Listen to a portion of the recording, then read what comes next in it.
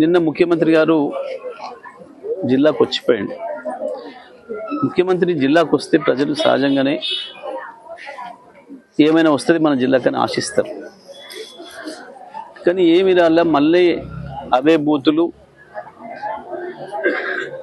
అదే స్థాయిలో ఆయన సంస్కారాన్ని బయట పెట్టుకుని పోయాడు.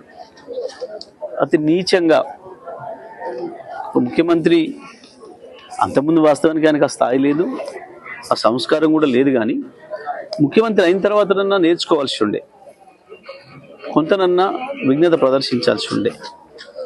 కానీ 2 ఏళ్ల నుంచి రోజు రోజుకు పెరిగిపోతుంది తప్ప ఆ సంస్కారహీనత ఏమాత్రం మనుషులు మార్పు కనబడడం లేదు. నిజంగా 5 రోజులు నేను హార్వర్డ్ పోయించిన అన్నాడు. సరే, ఇప్పుడైనా బుద్ధి వస్తుందేమో, అక్కడ దేశాలలో కూడా కనబడతారు కదా అనుకున్నాం. కానీ అక్కడికి పోయి మరి ఏ భాషలో నేర్చుకొని వచ్చాడో కానీ ఇంకా అంతకంటే అధ్వానమైన హీనమైన భాషలో నేను మాట్లాడాను.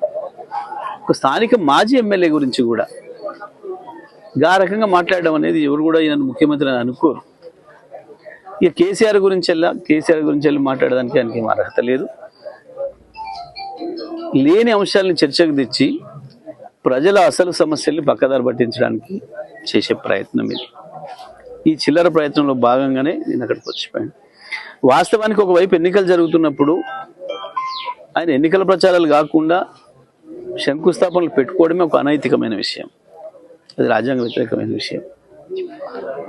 అయినప్పటికీ కూడా వచ్చి ఆ చిల్లరతనాన్ని బయట పెట్టుకొని జిల్లాకి ఏమి ఇచ్చింది లేదు, విషంగా అక్కడం తప్ప. ప్రజలందరూ కూడా ఆలోచిస్తున్నారు. ఇవాళ నిన్న ఆయన మిర్యాల కూడా వచ్చిపోయిన తర్వాత మాకు ఇంకా గెలుపు అవకాశాలు పెరిగినాయి.